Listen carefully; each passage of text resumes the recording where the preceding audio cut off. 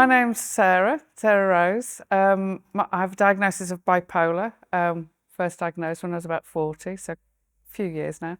And I started with this project when it first came to my attention because it's something that I'm quite passionate about is, there's so much inequalities with mental health and the rest of society. So it's just anything to encourage people to get things that they're entitled to that can help.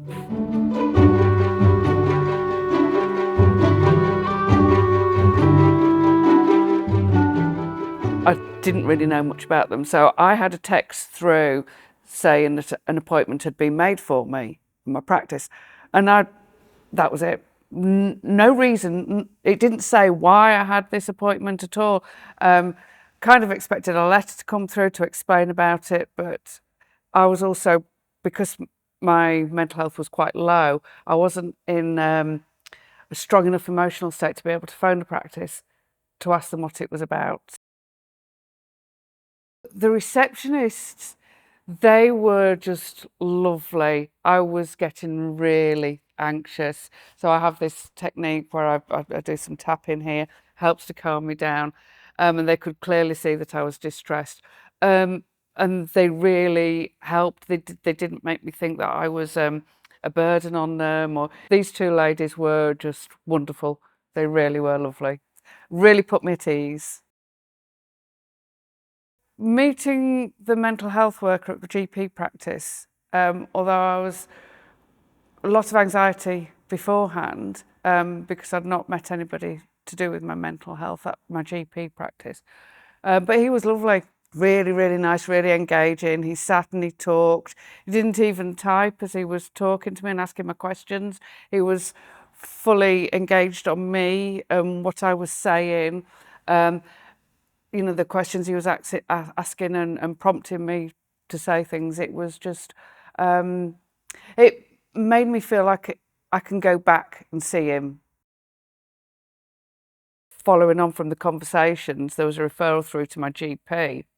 He phoned me up, and after going through the security, he says, and how can I help you today? And it's, well, you phoned me, So we had to go through a bit of a conversation to find out why he was phoning me. And anyway, we got it sorted. But again, it was like when I was saying about what I was needing, without going into details, he wasn't really listening to me and he just wanted to, give me medication.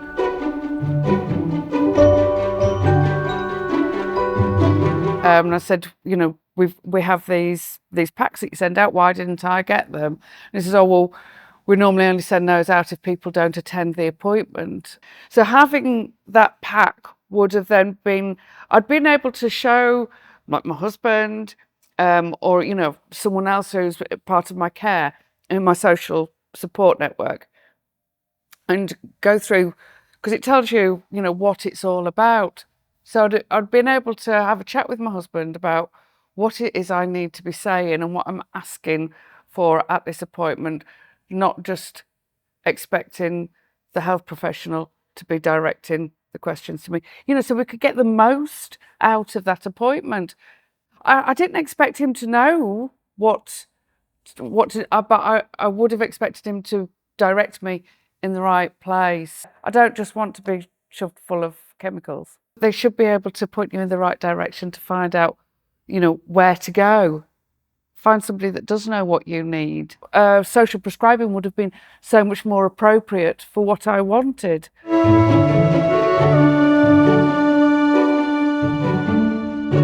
So leaving secondary care is quite a scary thing. You feel as though you're not ready, despite your care coordinator knowing that you are, and you just need that little bit of a push. So there's a lot of anxiety around it.